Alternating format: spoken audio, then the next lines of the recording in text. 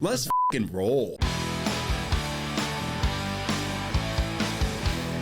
All right, everybody, welcome back to the McBastard Studio. I'm Brad Banyas. You're listening to the SaltyMF GOAT podcast.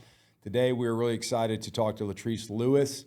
She's a sports psychologist as well as a performance psychologist. She's our kind of woman. She likes weightlifting and motorcycles, and was on the Olympic handball team at one time. So we're really excited to have you, Latrice. Welcome to the show. Yeah, thank you. I'm excited to be here. This is cool. It's good to see you. Good to see you. So remember how we met? I think it was more through the strong woman competition. Yeah. And we had done some work with Pro League Network around the strongman, and I thought that was really cool. And you and Emily have a really good team Bernhardt out there. Way to go. Yeah, Team Bernhardt. Shout out. Yeah. you got a good thing going. Yeah. So I know a little bit about you, but like we were just talking before, like how'd you get into really performance and managing, or the psychology around performance and athletes? You've got a good story. Like, how did it happen? Well, I will say, as far as learning how to perform or like being competitive and perform, I actually learned from my dad. Yeah. He played soccer. He's from Trinidad and Tobago. Yeah. And so soccer was the first thing I learned from him. But as a kid, I always took sports as like, this is fun. I'm not really that competitive, but he was. And I tried out for a soccer team when I was like 5 or 6, and I didn't make it. But it didn't matter to me. Yeah. So my dad was waiting in the car, and he's like, how'd it go? And I was like, oh, well, the coach said, we're all winners at the end of the day. He's like, what's it? That's bullshit, kid. Yeah. So he hops out the car, and he was like, comes back, and he's like, you didn't make the team. And I was kind of like, whatever. I got to play with my friends. Yeah. And he was like, no, like that means people are better than you. Yeah. And it was like in that moment, I'm like, oh, like there's a hierarchy here. Like, people are better than me. Yeah. I'm not good enough. So that was actually the moment where I became really competitive. And he even was like, you're not making any more teams. Like from here on out, we're making teams. So my mindset started there. Yeah. But as I progressed through sports, I never even knew like performance psychology was really a thing. Yeah. Obviously, I knew about the field of psychology, right, and I was interested in psychology, but not sure what I would do with that. And then as a part of Team USA, I had a pretty bad back injury competing in the Dominican Republic. And about a year later from physical therapy and all that, I was still kind of struggling. So our athletic rep was like, I'm going to hook you up with this guy in the area. He's registered with the USOC for sports psychology. And I was like, I'll try it. Yeah. So that's how I got introduced to performance psychology. So I worked with him. His name's Doug Hanks. He's actually big time in sports psychology. I had no idea until I went to get my degree, and his name's popping up. And I'm like, wait a minute, that's my guy. That's your mentor. He's like the guy. Yeah. Okay. He actually has textbooks written about him. He didn't say anything. I had never mentioned that. We still keep in touch to this day. But because I did that, I was like, I can do that. Yeah. I would love to work with people and teach them how to have strong mindsets and how to compete and how to win. So that really helped me figure out what I was going to do when I stopped being an athlete. That's awesome. And I think if you if you were an athlete at any level, it doesn't matter. I mean, obviously you were a high level, but I mean, there is so much more to, I think, the mental side of it. I mean, everything's mental. Life, business is mental, life's mental in general. But I think there's so much to get you to that next step. It's everyone becomes physically is pretty close. Yeah. Like you're playing in the NFL. I mean, all those guys or WNBA, all those women, they're all physically, talented, gifted. Like it's that one little maybe mental aspect of what they do. So. Yeah. I actually work, so I do sports psychology with several sports at Georgia State University here in Atlanta. And I just got done telling one of the teams there maybe a month or two ago. I was like, listen, talent doesn't even matter at this level. When you're playing D1 sports, everybody's talented. Yep. That's why they're there. Yep. So there's other aspects of you being an athlete that you have to work at. And one of those is the mental side. Some people are doing the work, some people aren't. And that makes a huge difference. Right. Like, what do you think, just from your years experience, like, what are some things someone can actually do? Like, okay, you're talented at whatever sport it is. You're physically gifted, whatever it may be. Like, how do you get them working on those things that aren't so obvious? Like, what are some of the things like they do, or you Yeah. tell them to do? I will say some of the common, I would say, skills, mental skills that the athletes I'm working with work on, probably the top one is imagery. Because that was big for me as an athlete. I didn't even know I was doing it until I learned what it was called. Right. And that is really essentially like a form of visualization. You're just performing in your mind. You're playing the game in your head. A lot of athletes do that. And if you're already doing that, well, you're doing visualization. You're doing imagery. What makes imagery a little different is that you're really focused on the sensory perception of that visualization. Right. So, like, if I'm visualizing basketball, I can feel that ball in my hands. Right. I can feel myself dribbling, shooting. I can hear the squeaks of sneakers. Like, I'm really in it. And when you do that, the brain interprets that as you're doing it for real. Right. And so you can build confidence on that. You can work on performance anxiety with that. You can work on skills that you're trying to increase. Right. You can work through problems. Actually, use a lot of athletes on that. I said, you got something that you're having a problem with strategies, etc. Work through that. That's with awesome. Imagery. So a lot of the athletes where we do imagery, a lot of them heavily focus on self-talk. I think self-talk is huge in general, life, sports, whatever. I find myself, I don't know if I'm crazy or not. Like, I talk to myself all the time. Everybody does. And then my wife will come and she goes, who are you talking to? And I'm like, I don't even talk to myself. Yeah. And so I'll ask people, what's going through your head? Nothing. No, something's going through your head. We're never just sitting blank. We're thinking about something. So teaching them how to pay attention to that. Yeah. What are you thinking about in certain scenarios? Is that helping you or is it hurting you? It's hard too. Like, I think it's hard, just in life, it's hard to keep negative thoughts like out of your head. Like you've taken this shot 1,000 times. Like, you probably, if there was, but you just, that little asshole voice in the back, the little devil on your shoulder is like, oh, you're gonna miss it. Oh shit, what if you miss it? Like, and that happens to everyone, But I mean, I find myself too. I'm a pretty like realistic, optimistic. I'm usually not like, I try to like don't let things bother me, but sometimes you're just like, shut the hell up. Yeah. I've got this. So what do you do? Like, how do you keep those negative thoughts from squeezing in your head? You got to plan ahead of time. That's what I tell my athletes, plan ahead of time. So part of what we do, I come in early and I ask them to be really self-aware. So the first offer is going to be self-aware. So I need you to pay attention to what your body feels like in certain scenarios. How can we pick up real quick that I know something's happening because my hands are hot or my heart's beating faster? And then when things are happening, check in. Like, is this a scan? Am I tense? What's going through my mind right now? Right? I had one athlete that was having a hard time. She's like, I'm walking up to the free throw line. I'm like, don't miss, don't miss, don't miss. Well, for you, it seems positive because you're trying to tell yourself, don't miss this shot. It's a negative. But all you're thinking, I said, you ever walk upstairs and you're like, don't trip up these steps? Yeah. You better not trip up these steps. Everybody's watching, and you're going to trip up them steps. Damn. I was like, if that's what you put your mental energy into, that's what you're going to manifest to happen. So manifest what you want to happen. Yeah, that's so true. Yeah. It's so true. Like, and you think it's kind of psychobabble bullshit, but it is so true. Like, when you're like, I find like if you're really focused on something, like when I played sports, I played football and a bunch of stuff, but football specifically, I would remember I played linebacker.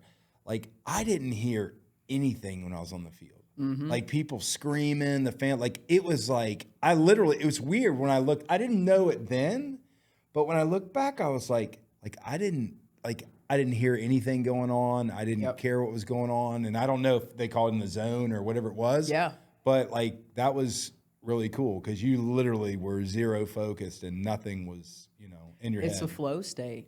And every athlete experiences a flow state. It's when you ask them, how is it going so well? You're like, I don't know. I'm just playing and the shots are falling and everything's working in my favor. That's a flow state. Yeah. And it's impossible to stay there. Right, forever, right? It's temporary, but you can keep yourself close to it, to that flow state. And people get kind of weirded out. I've worked with people in our gym who compete at like nationals or local comps, whatever. And I'll try to help them to train their mind to get into a flow state. I said, if you're not even paying attention to whatever you're doing, great, because you're just letting your brain take over and do the thing instead of you trying to control all of it. Right. That's where you start to have hiccups. And we had an athlete in particular. He was working on a max deadlift, and he's working, and all of a sudden I see him like flinch. I said, "What's going on?" He said, "I realized I'm not even in the room. Like my mind is thinking about something else." I said, "But you're just banging out these reps, not even thinking about it." And the second he started thinking about it, he was heavy and he's struggling. I was like, "That's a flow state. Accept that. Invite it in where you don't even have to really try. That's like you've done the training, your brain is ready, and you just let it do what it needs to do." Reminds me of the water boy, Coach Klein. Visualize and attack. And it's funny, those things kind of work, right? You tell athlete if you need to get mad enough in a full contact, picture something you hate there. It works. Yeah. Yeah. But then there's like you just lose your shit. So I would just lose my shit. Then you'd be like, "Oh, this guy's a nut." Like so I had the There's a sense of control. I remember listening to Eddie Hall. He worked with someone in sports psychology. And he was talking about that person told him, "Imagine that you're having to lift this weight off your kids. Oh, yeah. Or they're going to die." And he was like, "That's all I needed to think of. That thing's moving." Oh, my God. Imagine the worst thing that could possibly happen to your kid. And you're like, shooter in the house. But it's all about what you focus your mind on and what works for you to get you motivated to do whatever it is you need to do to be successful. So not all things work for everybody. You have to find what works for each individual. And that's a big part of what I do. So even in working a skill with a team of athletes, each individual person might not approach it the same. Right. And so I also hold individual meetings with people. Let's narrow this into how it works for you. Right. Yeah. Yeah. Well, so you work though with is there a specific age group, or is it just adolescents to adults? Is it collegiate, mostly I didn't collegiate? want to work with kids originally, but as I came out to get my degree, I got asked by my mentor to work with a 12-year-old swimmer. Yeah. And she was an elite swimmer, and I was like, I'll try it out. I'll work with her, and I learned this girl's got insane work ethic. She's very disciplined. She's very focused. Right. And so I decided to take on a couple more younger youth athletes that are performing at an elite level, and I love it. Yeah. So I expanded. I will work with athletes as young as about 12.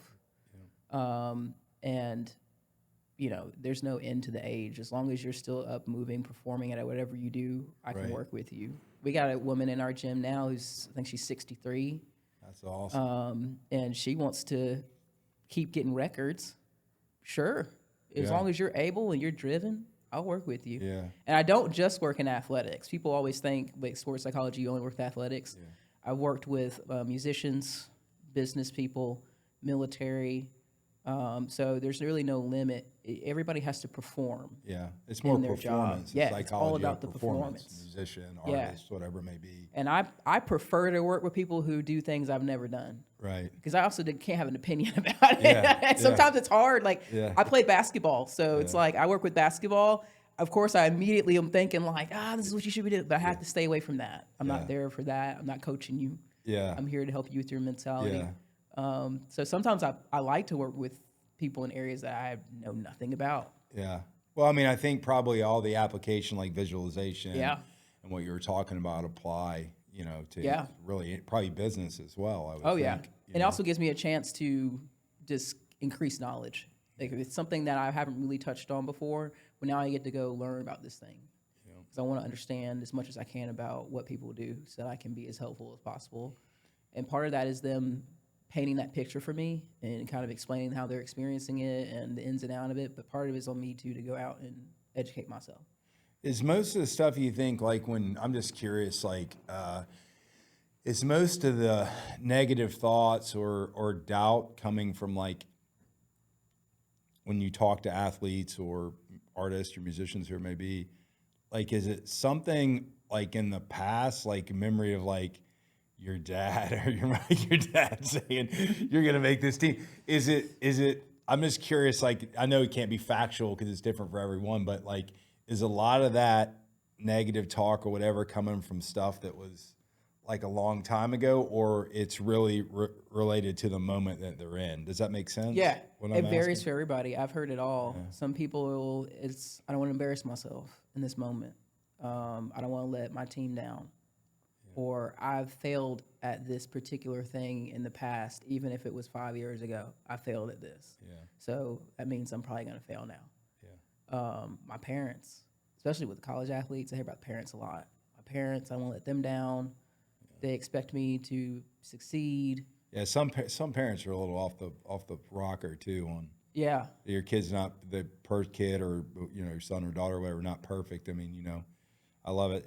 I love the whole saying about Michael Jordan. I missed more shots than I took. Yeah.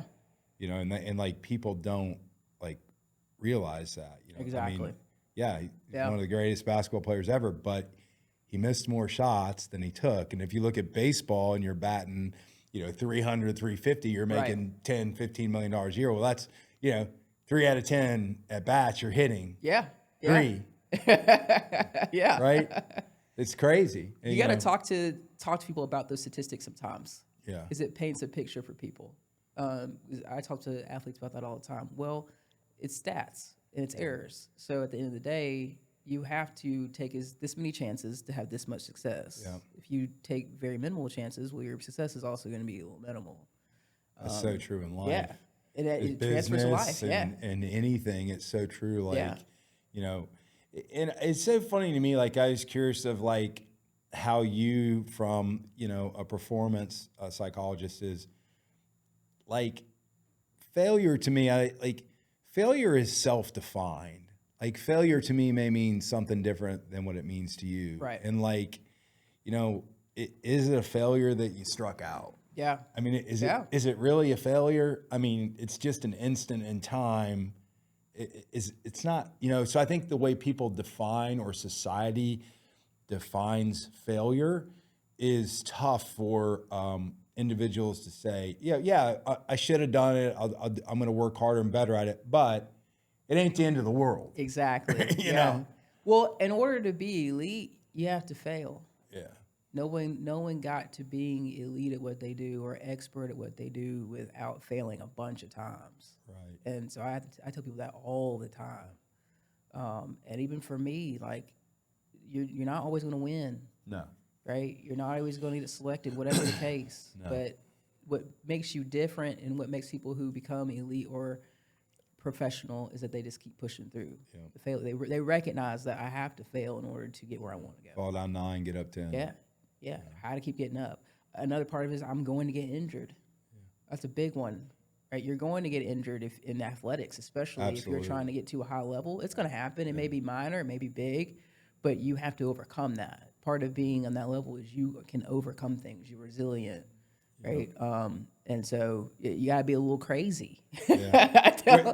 Well, first of all, Latrice, we're all crazy. We're all crazy. It's just a matter of like what you are in the spectrum. One not so crazy 10. I'm like a 12. Yeah. If it's a 1 to 10, I'm a 12. Crazy, yeah. So. I just met with an athlete yesterday, and we talked about that. And I said, everybody's not built like this. Yeah. The higher you get, the smaller the percentage of people who are making it there. Yeah. And you got to be different. You're built a little different, and you might be a little crazy. You keep pushing through these injuries. There's people that like one little injury, they're like, I'm done. Yeah. I'm good. Yeah. It's not worth it. And these people that have repeated injuries, to me, I have a lot of respect for them. Yeah. Like they've torn their ACL 3 times or whatever, and then you see them in the pros later on.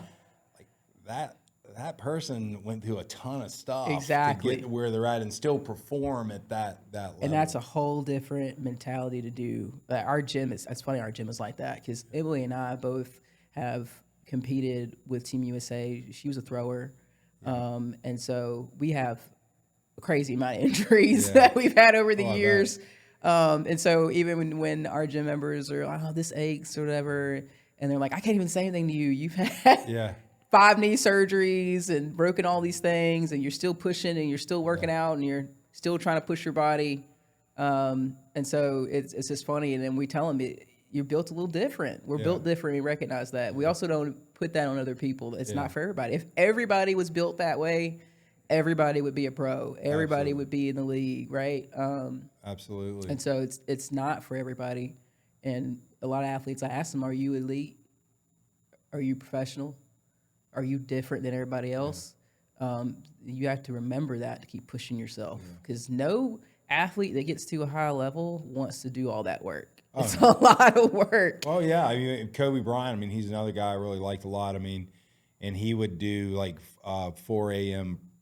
His practice, and then he'd do his regular. So he did 3 practices a day basically. Oh yeah. I mean, here's the guys on top of the world, and he would say, well, if you look over time, those additional 2 hours that I'm putting in, I think a lot of really elite athletes have long-term vision. Exactly. Like they're not like, yeah, I'm going to win the game Saturday. Yeah. I'm going to win the game Saturday, but they see themselves 5 years out making an impact or whatever. So that kind of long-term strategy thinking versus tactical, hey, I got to make this shot. I think that's my personal belief, is that what makes people elite as well. I love Kobe because it's all about work. And you know, I've watched him over the years, and I've even told people, I was like, you think he always wanted to do all that work? He always wanted to be up early in the gym 2 hours for everybody. He didn't always want to do it, but he was driven and disciplined, and he wanted to make an impact, and he wanted to be the best, and he knew this is what I have to do. Yeah. For you average people out there that are 55 or over, I'm raising my hand. You know, when I go to, like, I try to go to the gym every day, and I was like, oh, you know, and I find myself, I laugh, I sit there and tell you, I'm like, oh yeah, I sit in that car for like 15 minutes going, oh, do I really want to go? Yeah. You know, you don't, and then you just, like, it's not like, yeah, let's go to the gym. Exactly. You know? You're like, oh shit, do I really want to, I could go to work early or whatever. And so I think it is discipline, but there's so much value to it. It is. What you get out of it from a mental perspective, physical. It's not about being the strongest in the gym when you're not an elite athlete. It may matter when you're elite, but. You remember how you feel from doing those things. I always tell people, use history as your proof. So if you know, I might not want to really do these things, but I feel really good, even with eating, right? If you're trying to eat healthy and you know how gross you feel when you don't, it's like, well, I've eaten healthy and I know that I feel good when I do that. So even if I want to just have this pizza, I can go and have, you know, some lean meat and some vegetables and, you know, rice, whatever, and I'm gonna feel really good. Use that. You know, that's kind of what keeps you going too. It's like drinking. As I get older, now when you're younger, you drink and all that stuff, and you're doing the party and stuff and all that.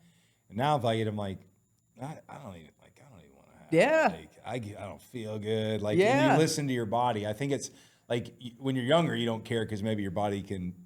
It works faster. It can deal with it, and you're cool, and you're up to 3, and then you get up at 6 and go work. Now I'm like, oh, you know, I don't know. It's not. You got to weigh if it's worth it. Not worth it. I'm the same way. Not worth it. Yeah. Do I really want? I don't want to feel like that in a couple of days. I don't know. It's not worth it. Do you, like, as far as, I know that you're not necessarily a nutritionist, but like related to mental performance and the psychology of it, I mean, diet, I'm sure, is a pretty big, important aspect of keeping your mind right, correct. Diet, hydration. Yeah. I mean, it's going to make you foggy, or it's going to keep your mind clear. And there's a big difference on how you perform, whether you're in athletics or a field, your business field, or just an everyday person, right? It's going to affect how you reason. It's going to affect how you take in information and process that information. And so that matters. And I don't talk as much about nutrition with people. Right. I do encourage them, if they have access to someone to talk to, they should, or just doing the research. I always encourage people to research stuff. But keep in mind, I let them know that your nutrition affects how your brain works. It affects your fatigue. If you're fatigued, do you think you're going to make great decisions? Probably not. And so that plays into it. And especially in the athletic realm, most of the athletes I work with, aside from like the youth ones, have access to some kind of nutrition. Right. And so I always encourage them to pay attention to it, learn from it, especially if they have access to it for free. Right. When you don't, it's expensive. Yeah, it is. I mean, it's you know, eating healthy, which would seem like it'd be cheaper, right? But it's actually nowadays they've made it more expensive. Everything's expensive nowadays. Yeah. It's crazy. Yeah. Yeah. Well, so I don't know. One of y'all's strong woman post came up, and I saw you, and I'm really impressed because I want to say I saw you bench pressing like 240 pounds. Is that correct? 235. Yeah. Guys, 235. That's awesome. And then I saw you were doing deadlifts. It was close to 450. Yeah. 405. Yeah. So Trying to get to all 450, you elite guys out there walking around doing this crap, she's got you beat. So just quit. I try to be an example. I try to be an example because I've had 5 knee surgeries on my left knee. And I've had surgery on my elbow. I've got shoulder issues, all these things from years of athletics. And so I try to be an example because I'm like, you can keep your body healthy. You can keep working. You can stay. I'm not trying to be world's strongest woman or something. I'm just trying to keep moving. Yeah, that's awesome. That's what I tell people because I don't, it's not to me, I want to look good and feel good, but it's not about that anymore. It's like literally mobility. Yeah. Like, so I do a lot of like resistance stuff, which I would have never done. Like I would be like, that's old people stuff, but like, I just find that it really does your way of life, your ability to do stuff. I feel better when I do those kind of exercises. Yeah. Our 63-year-old always tell her, I'm trying to be like you. She's like, you're crazy. You're like a pro athlete. I said, but you are in your 60s. Yeah. You look good. You feel good. You're moving. Yeah. You're finding things to stay active. That's what I want. I want to be able to move and do things and be adventurous and be active when I'm older. That's the goal. Yeah. Well, you got to say from the friends who are still like the thrill seekers. Like they're like, hey man, you want to go skiing down this huge? I'm like, no. I'm like, no. And they're like, oh man, come on, Mike, dude. You're 24. I'm 50. I'm like, I know when I am that negative talk. I am going to wipe out. I mean, I know I'm going to wipe out because I'm not an elite skier and I do it once a year. And it's you like your mind. I've learned that sometimes you got to be like logical about stuff. No, you do. You know? I'm like that too. I'm an adventure seeker, man. But I'm like, nah, is that worth me possibly getting hurt? I've had enough injuries. I've had enough surgeries. I'm good.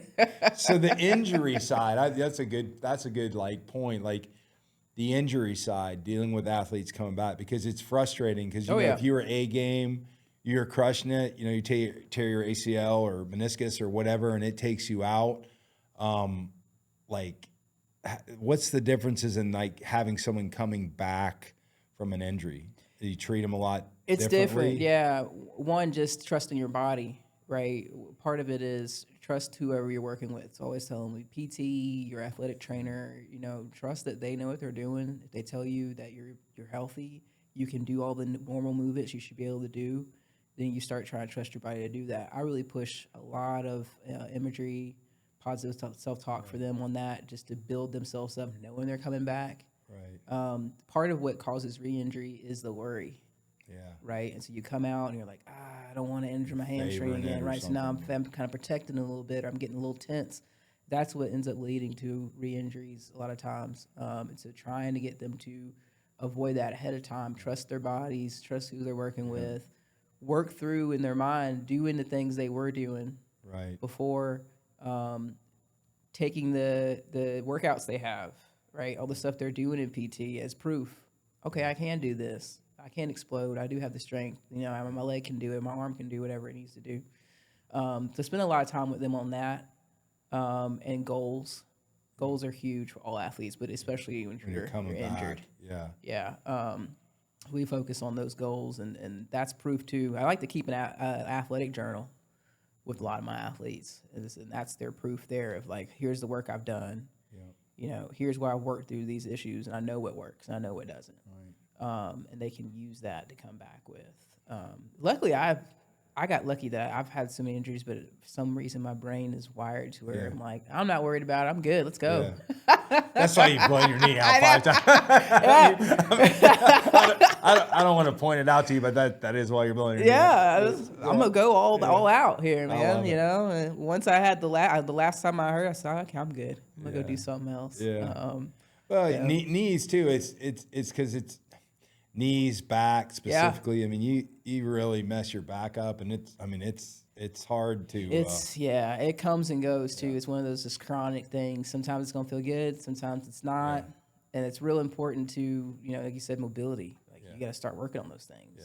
And it's, as a weight guy, I want to stretch, Yeah. ego. So tell me, tell me about the ego side of like what like really hurts some of these elite athletes and how they have to kind of curb, like, cause some of that you want me coming in. Hey, I'm the woman, I'm the man. Yeah. And then some of that you're like, okay, that's awesome. Yeah. Like, but I love a cocky athlete. Yeah. I was a little bit of a cocky athlete, right? I love a cocky athlete, but you don't want to be cocky where it hurts you, where you're not doing the work. I don't have to do that workout, right? I don't really need to practice as hard. I don't need to even come to this practice. Now you set yourself up for failure, right? Be cocky enough to be like, I'm going to work harder, and I know that I'm better. I know that I'm capable. I love that kind of cocky, but not the cocky that I'm better than my teammates. I don't need y'all, right? That's not going to help you. It's not going to help your team. So I do talk to athletes about egos. Yeah. It's good to have them. It's good to be like, I'm walking in. I'm going to win. Yeah. There's nothing wrong. Yeah, but I'm talking about the people like, I don't need to do that. But you don't want that. Yeah, you want to stay away from that kind of ego. It's funny because you learn that youth sports is really important, right? There's a certain time in your life, and I'm sure you play youth sports, right, where you're playing and it's really just about having fun, being with your friends, and then at some point you realize some people are better and some people aren't, right? It's tougher for the parents to realize that than it is the kid. The kid knows in most cases. Yeah, and it's usually right around like middle school time. Where like you realize, okay, there's a difference. Like there's some people who are talented and are good at things, and then these people are just not. And it's not just about everybody can play and everybody's the same. And at that moment, it's really good in youth sports that you work on ego with kids, so that they're not looking and being like, well, that person's better than me, or I'm not good enough, and try to reinforce like hard work, not needing to be better than everybody else, but outworking people or being a hard worker. Exactly. To help as they get older and having the right kind of team-oriented mindset and not necessarily being too ego-oriented to where you're not working as hard. I was going to just say that. So I hate, everyone's probably tired if they listen to the show, but when I did coach youth sports, it really was more about the team, because when you're on a team and it's not the elite travel guys or whatever, it's a mix of everybody, the team aspect psychology are more important than the individual side of it.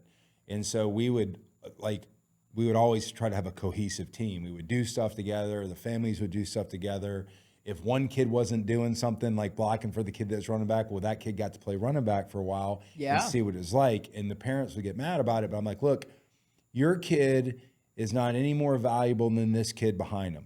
The running back's no more valuable, but I'm not going to let this kid get hurt just because your kid doesn't feel like they should do it. So we really taught that, like, bonding and, hey, protect your brother, And I think that in the little league side, the teams that we had that were really good were very unified. They didn't want their friend or next to them to get hurt. They, and that carried it. You're also teaching them about their roles. Right. Roles is something I teach to older athletes, like knowing your role as a coach, knowing what your athletes' roles are, understanding why your role is important, how it affects everybody, and that's part of that. Exactly. It's funny you talk about making players switch. That happened to me when I was playing junior Olympic handball, and I gave our goalie the hardest time. Like, you can't block a shot. Like, you suck. My coach called a timeout, and he's like, hey, put the goalie shirt on, your goalie now. And I was like, what? Oh, shit. And balls are just zipping. And I'm like, oh, no. So I'm dodging balls. Respect. Never gave a goalie a hard time after that. And I played hard defense. I'm like, it's not cool for me to just leave you vulnerable. I get it now. It sucks. I've got 4 kids. My third kid, my son, they put him in goal. Yeah. This is actually a funny story. So he was an attack kid. He was always a big kid. He played football and all that stuff, and he got introduced to lacrosse. And so I was on the hill watching him. I didn't coach him, and I saw the coach come over and say something, and he got up, and they were putting the goalie face mask on, and I'm like, oh shit, they're gonna make him a goalie. Don't do it, kid. I'm like, don't do it. And so then he runs out on the field. He's running out. He was kind of chunky then. Sorry, Casey, you're really good now, but you were kind of a chunky kid. And he's kind of running out there, and I was like, oh shit. And so he turns around, the coach calls him back. And I'm like, oh, good, maybe they're not going to put him in. And then the coach I see the coach buckle over and just start crying, laughing. no. And after I saw what he said, he goes, oh, your kid came up to me, and when we put him in, he was running out there, and I stopped him and asked him if he had a cup. So he's like 11 years old. And he said he didn't, and he goes, well, you can't go. He goes, Coach, I got balls of steel. I'm going in. And I thought that was the funniest thing. But the goalies, a lot of respect for goalies. Any kind of goalie. Never. I don't. I don't know. A lot of people don't know what team handball is. But imagine someone jumping at you and they're like 3 feet away, throwing as hard as they can right at you. It's scary. Yeah. Oh, absolutely.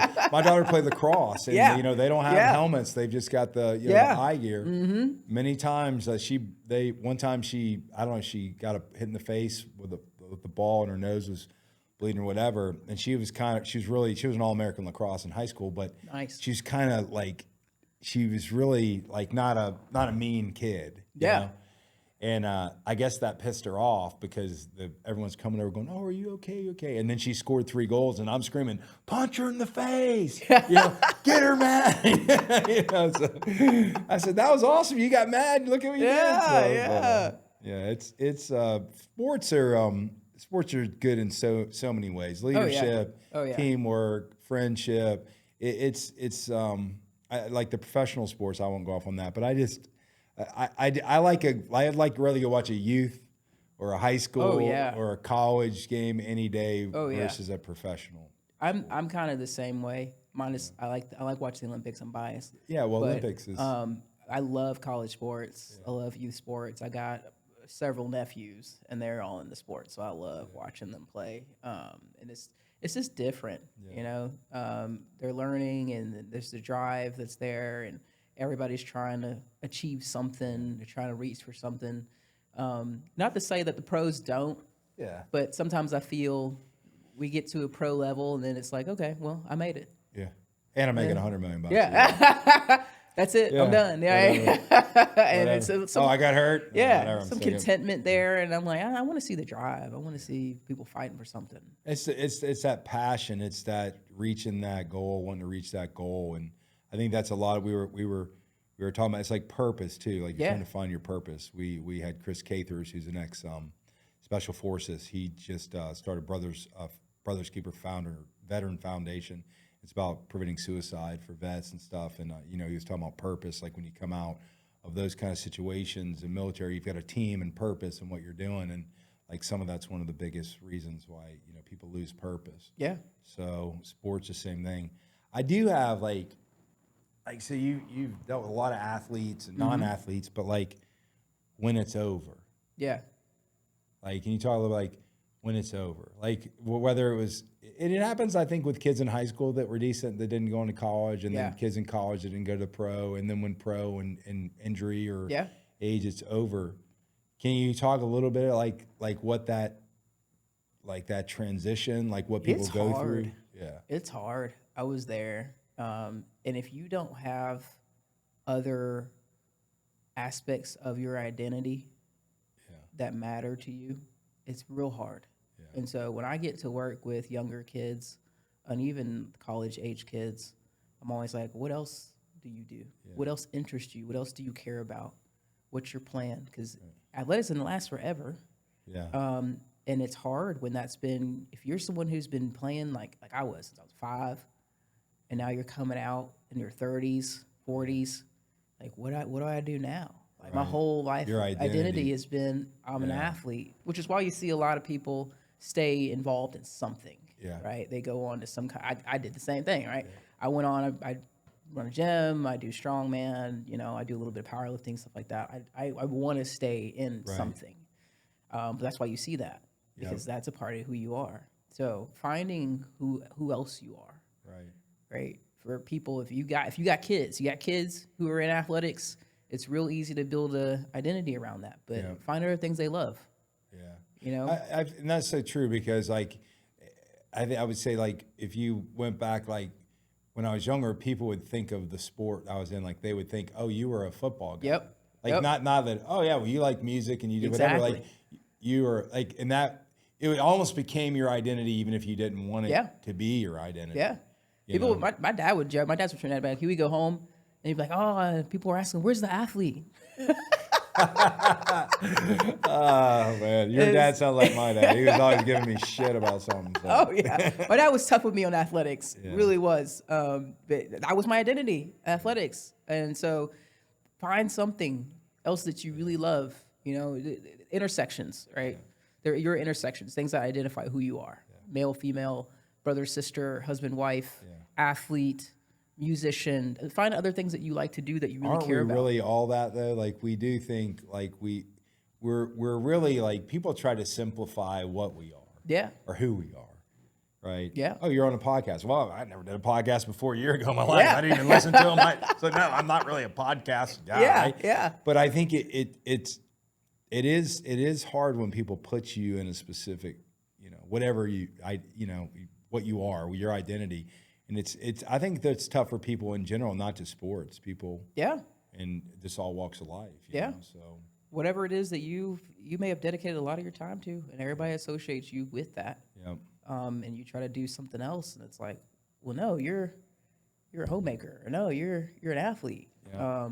And so sometimes it deters people from finding something else. But everybody should try to find things that you love outside of. It doesn't mean you have to get rid of that thing that you love. Right. Like you can still be an athlete, you can still be a CEO, you can still whatever it is that you're passionate about, but have other things that you are also passionate about. Well, we really are. I mean, we try to simplify like the human species. We're actually pretty complicated species. Yeah. We got a lot of shit going on. Oh yeah. Mentally, physically, ideology, all that stuff kind of brewed into the little pot. Is it's not as simple, and I think the mind is. You and I talked. I mean, I was a psychology major and sociology and all that stuff. So you and I were on the same wavelength. But it really is. It's really tough. Where some people can get over a tragedy or deal with something horrific. Like it's not that they don't care about it, but it's just like they can move on. Yeah. And I think moving on is so hard. It is. It really is. I've heard of and I've seen too many athletes who get out of sport and it's time to transition and they're lost. Yeah. I've heard people dealing with depression and all kinds of issues, and it's because they didn't have anything else that they loved or that they focused on or had a plan. I'm always big on plans. I worked with athletes and I'm like, hey, we're going to work real hard for this, but I also want to make sure you have other plans for your life outside of this, other things you do want to do. In case this comes to an end, or knowing that it's going to come to an end. Like you're not going to be 60-year-old in the NFL or something, right? Yeah. So what else do you want to do with your life? What else are you passionate Brady almost about? made it. Yeah.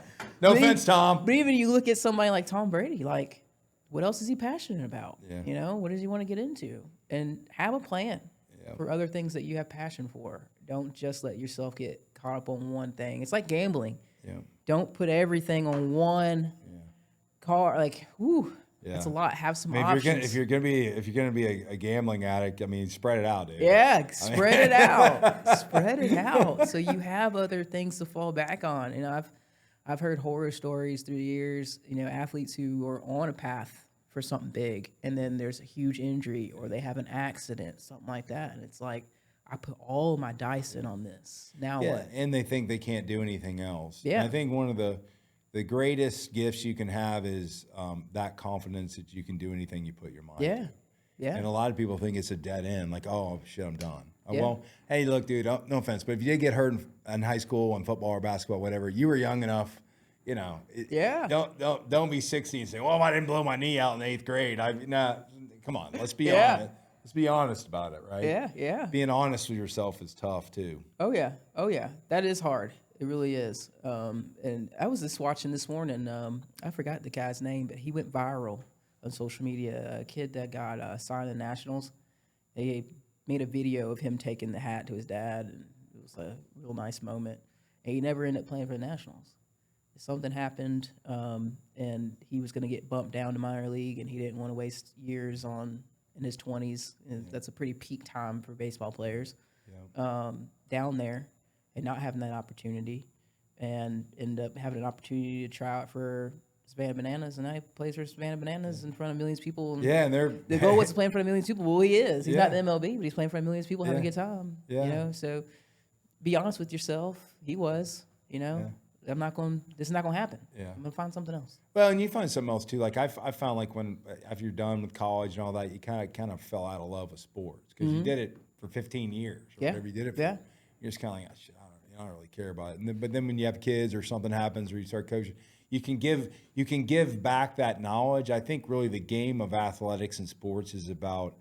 That's the beauty of it. That's what I loved about sports. It's you giving back to the game, whatever the game is, football, basketball, handball, whatever it is, giving back to the game because the game was really, it's bigger than you and it's bigger than a team and it's bigger than the NFL.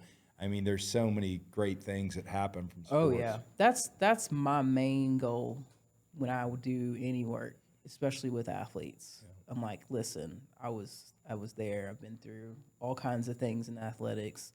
I didn't want to listen to anybody when I was younger. Nobody and does. I'll even tell younger ones, look, I know you don't want to hear what I had to say. I wasn't going to hear it either when I was 18. Or 20. Yeah. But I won't share this knowledge with you. And most of the people I work with, they're like, she's real transparent, real cool, real laid back. You know, I'll be honest with them. And so they typically listen, and they'll ask me like, "What was this like for you? Like, what do you think?" And I always remind them, this is about life. Yeah, like so 100%. Much of this is going to transfer over to your life, and you know, especially when they're worried about other people. It's like 20 years from now, other people might even remember you were here, but you will. Yeah, and I got to be honest with you. Like, if I don't make that's not negative, but most people don't give a shit what you're doing anyways. Yeah. And most people just talking about you won't get up and do the work or they don't have the drive to do it, so it's easier for them. Critics in the world suck, by the way. So if you're a critic, you know, you're an asshole. But I mean, you got to get out there and like you said, you almost have to be numb. Yeah.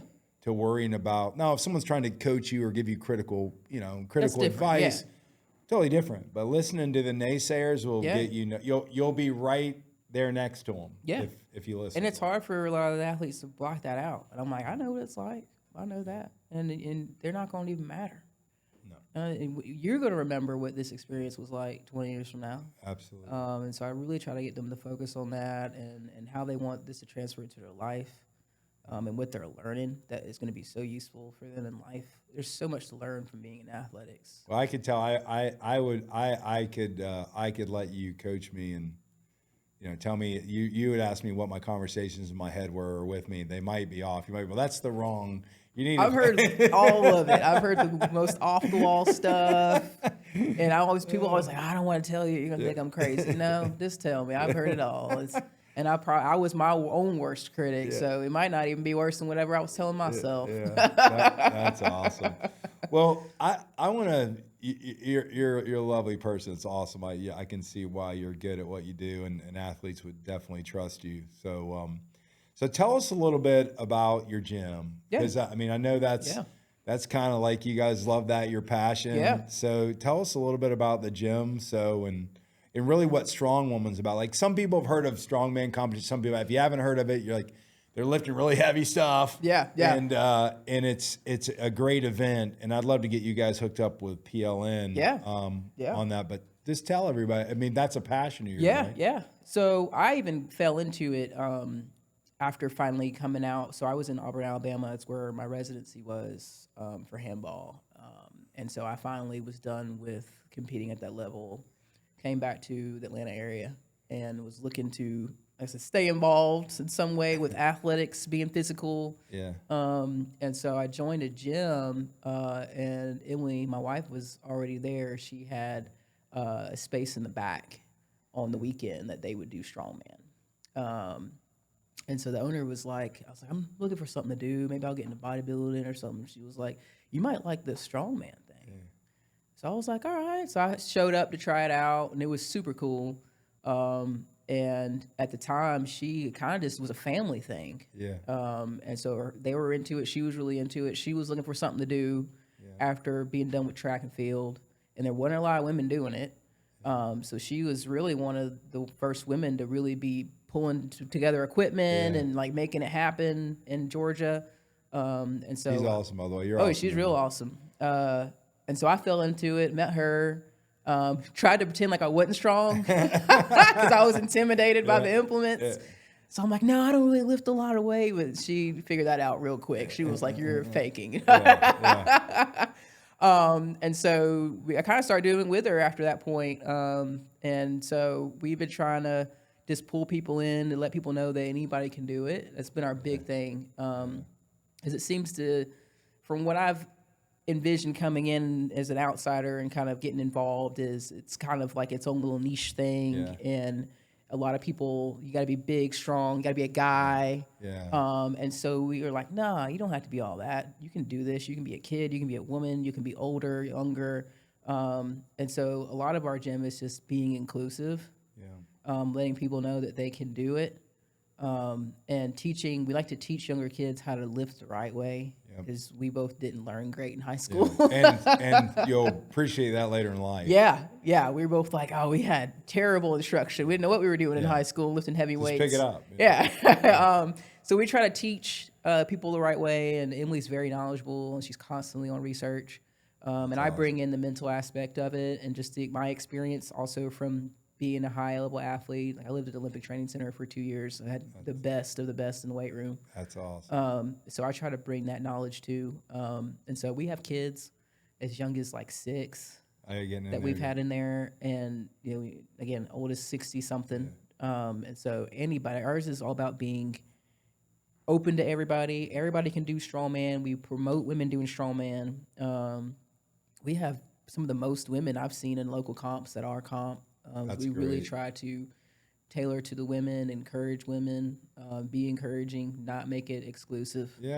It's intimidating. It is. It's intimidating a lot of people, and people are always like, "Oh, that is so cool! I could never do that." And we're like, "You can do it. You can. You don't have to come in and squat 500 pounds. Just do it." So we always encourage people, and we do get people that come. Sundays we open the gym up, and it's kind of like a fun day to try and play with implements and stuff we haven't done in a while. And we always invite people to come. If you feel like you can't do it, we'll start you out real small, because we're like, you're not going to come in and immediately we expect you to lift like a 300-pound Atlas stone, right? And so people think that. So we're like, no, and they'll see some of our younger. We got our sister-in-law is like 100 pounds soaking wet. And they'll see her lifting, and they're like, wow, she can do that? And I'm like, you can do this. You don't have to be a big, strong guy. So that's a big part of what our Strong Women is. We hold Strong Women Saturday so that there's a space just for women to do strongman. That's awesome. Where can they find, is the gym open to anybody? So it's private, so you'd have to get in touch with us, but we do train people. Our team works out 4 days a week. And so everybody's on programming, and he does all the programming and everything, is really good about it. And it's tailored to each person. And the team trains during the week, and on Sundays it's more open. So people can contact us. We're on social media, on Facebook and Instagram at Team Bernhardt Strongman.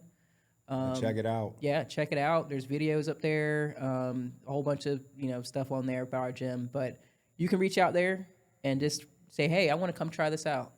And we'll let you know. You can come on Sunday. We'll introduce you, show you all the stuff, let you try some things, teach you some things.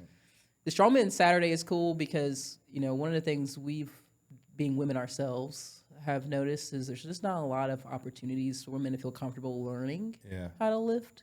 Well, in the gym, you go to a public gym. And, and it can be intimidating, and they're not comfortable. And so you got 2 women in a private space, and we'll teach you how to do things the right way, and we'll teach you safety. We had a whole Saturday that was just on how do you spot certain lifts safely.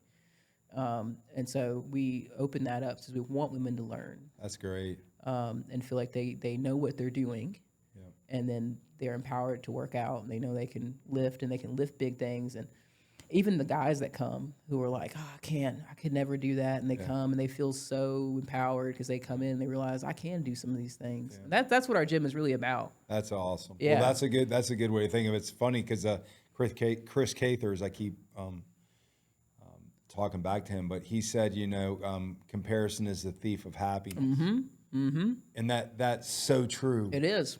Like, it's so true. And like, you have to start somewhere. You got to. And it's I tell our people all the time, they make fun of me because like, you don't count, you've been working out forever. I'm like, I have, but when I started, I barely was benching 55. And now she's benching more than you guys, I'll tell you that right now. I'm like, you got to start somewhere, Yeah. you know? So we try to be that space, and we still keep it competitive in a way that's not like toxic. Yeah. You know, we're not putting people down, calling anybody a little girl, anything like that, trying to make them feel bad in front of people. So we're really against that. We want to be encouraging, and the team is encouraging, and people push you, and we compete in competitions. We host competitions, and we have athletes that do well. We've had athletes qualify for nationals in both federations. We've had That's awesome. athlete qualify for Arnold's. Like, we're not competing and doing well either, right? Yeah. So we always show up to comps and we leave with hardware. Like, we're not. There it is. There's We're that. still- Dad, there's We're that still competitive, right? Did you get a trophy? Did you earn it? Every now and again, I'm like I'm gonna sign up. I'm a trophy sign up person. Yeah. You got a cool trophy, I want to try and get that. So Yeah. I'll compete. I'm That's doing awesome. sandbag games actually in Valdosta next month. So what's the heavy sandbags? Yeah. So, and he has a cool trophy. So I'm like, these are my moments to be competitive. So We're I'm gonna like, check back in with Tracy and make sure she better have that sandbag trophy. That's awesome. Do you want to tell the audience anything? Like, is this open to you? Anything like you would want an athlete to know, or someone out there, their ex-athlete, anything like your Latrice's like 3 tips of just, good stuff. Yeah. I would say something that I teach athletes, and I think it helps regular people, try to reverse how you think about things, right? And I'll use an example, right? We work with people in the gym, and they'll say, I'm so nervous. I don't want to do this. Right? Like, I got butterflies, like something's wrong. I said, well, you can say you're nervous, or you can just say you're really excited. Yeah. Right? And it works in everyday life. Right? Why is this happening? Why do you get butterflies in the first place? Well, because your body's preparing to do something. Yeah. It's a positive thing. Which sometimes you perform better. Yeah. So, the self-talk, I'm so big on it, and it helped me as an athlete. It helps me in life. Yeah. And so I always tell people, spend some time on that. What are you doing to help yourself or hurt yourself at times? Are you being a little too hard on yourself? Yeah. Because like I said, it works in athletics, but it works in life. And I always tell my athletes, you work on this skill, you're going to get done with athletics, and you're going to have this great skill that's going to help you later. That's awesome. That's a big one for me. I'd probably say kind of talking about transitioning, right? Because it's really important to me in youth sports, and I do this with my nephews. Right? I didn't try to think of how many nephews I even have at this point, like 5 or 6 of them. But I always ask them, what else do you like? Because they all want to be an athlete, right? All my nephews are like, oh, Auntie's coming? Yeah. I gotta perform today. Like, she's watching. Yeah. And though I love watching them play, and I'm more so just scared that you're having a good time. Yeah. And I always ask them, what else do you like? Yeah. What do you want to do when you go to school? So I got a nephew that loves music and art and wants to, be an engineer. Things like foster that in kids. Yeah. Think about other things that they're good at, even if they're an excellent athlete. Yeah. Right? Foster some of the other parts of their identity and things that they really care about, so that they aren't stuck in a position where they don't know what else to do. They don't feel like they have any other options in life. That's awesome. Great advice. Yeah. That to me is really important. But those are the 2 things I'd probably say. I think that's takeaway from me. That's great advice for anybody. Athlete, non-athlete, business person. I mean, it's great advice. And it's not too late. It's not too late if you're an adult and you're trying to figure out what to do. What are you passionate about? It's hard out here. Like, I keep hearing jobs are hard, right? Things are expensive. Yeah, people are getting down. I do mental health as well. So I do private sessions for mental health, and I hear about these things. And people kind of, my clients say I'm laid back, so we just kind of kick it. But I'm like, what else do you like doing? Yeah. All right, what else are you passionate about? You're easy to talk to. Yeah, I try to be. Yeah. I try to be myself with anybody. Should professionally always be yourself. You should always be. Yeah, because people always like, what are you like as a therapist? This. Yeah, it's me. It's who I am. The only criticism I get is I cuss a little bit, so I tried to keep the F-bombs down. Same. We're not going to do all that, but for the most part, you're going to get me. Yeah. And so it's trusting, right? I know when someone's not genuine. I'm like, that's not who you are. Yeah. So I try to be that with people. And they get it. Kids can pick up on that too. They always know. Yeah, kids are really tuned into that versus the only thing that's always liked. If I ever met a kid that didn't like me, I thought he was a little weird shit because most of them liked me. So I was like, what's up with this kid? Something's. Yeah, there's not one teen that I've met or worked with that can't tell when you're not being genuine. They already know. So I try to be. They haven't real. learned to be fake yet. Yeah. And it's a learned skill by assholes that, run the world. But yeah, those things I think are real important when you're thinking about, it's more than just performing, it's life. You're performing in life. Yeah. Period. Yeah. Whether you're performing as a husband or, a guardian, whatever you're performing. So these things transfer over. Absolutely. And it's I think the visualization and positive attitude and positive talk is so true because there are so many negative factors in the world that we get bombarded with. We don't want it, but it's still coming. Oh, yeah. And they're going to feed it to you, and they're going to try to break everybody up. Oh, yeah. These are bad guys, all that horse shit. And so I think the more you can, inner focus and say, is this real? Is this person real? Is this a good... If you can do that, life becomes easier, I think. I give you the question. That's a great thing. I give you a question I gave everybody that works with me. Is this a fact or is this just your opinion? Yeah. Because that's what anxiety is, right? We try to fill in the blank. Yeah. So, and our mind loves to put a negative there, right? We're not worrying about things going really well, right? Man, I hope if I get this job, right? No, we're worrying about if we don't get the job. So our mind's going to put the negative thing there. So always ask yourself, this is a fact or this is my opinion? Because if it's not a fact and you don't have proof for it, it's just your anxiety. It's just worry, and it's not real. Right? I love that saying, and I like the saying if you can't control it, put it out of your mind. Yeah, put it down. If you can't, the world may be crashing, but I don't know what I'm going to do about it right now in the McBastard studio. You got to do what you're doing and move What do on. you control in every situation? What is it that you control? And it's not other people, right? And other people don't control you either. Oh, absolutely. You get to be in control. That's a big thing to try to realize. You could start yelling at me in this room. It'd be odd. But you don't. I'll do it if you want me to. But I don't really have a reason. But if we want to pretend, I'll do it. But I control my response. Yeah. Right. Yeah. You don't make me go off and yell back and tear up the studio. I get to choose. Yeah. It's how you react emotionally to what people say. Yeah. And there's so much when you realize you have that kind of control. It's very empowering. It's empowering because then people are like you just made that person look like a fool. Anyways, you're like, okay, well, I just saw a funny. I don't know. I'm an Instagram guy, meme guy, but I saw the funniest thing where it's like a road rage, and some guy was pulling up, flicking the guy off, and the guy's just waving at him and just doing goofy stuff. And I was like, dude, that was just the best because the guy that was pissed at first was like, what is this guy doing? Yeah, it was awesome. So I had a great moment with an athlete. So one of the things I teach one of my teams, it's like a overall theme that they get real flustered when things don't go right. Yeah. Right? That can happen in life, it can happen in sports, right? You're making errors, you're messing stuff up, and so I told him, I said, well, the next time you do something dumb, it's like a dumb error, dumb mistake, just smile. Yeah. And they were like, what? Yeah. I said, just smile, because when you smile, you tell your brain, I'm fine, I'm happy, I'm good, right? And it's going to change how you view this whole thing. And so I'm watching ESPN, and I'm watching one of my athletes, and she made a dumb mistake, right? But she smiled. And the commentator was just like, what a great response to that error. And unfazed, because you let it go. Well, there's another one coming. Yeah. It's coming. There's something coming right after that. You got to keep playing. Yeah. Right? Yeah. You got to keep going. Golf is that same way. I knew somebody who was a really good golfer, but they couldn't let it go. They'd be talking about the shitty shot they made. Like, look, you're 3 behind. The shot you screwed up on was 8 holes back. It's gone.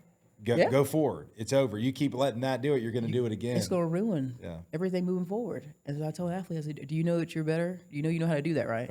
Yeah, I know how to do that. But you also realize that you're going to make errors, right? It's supposed to happen. Yeah.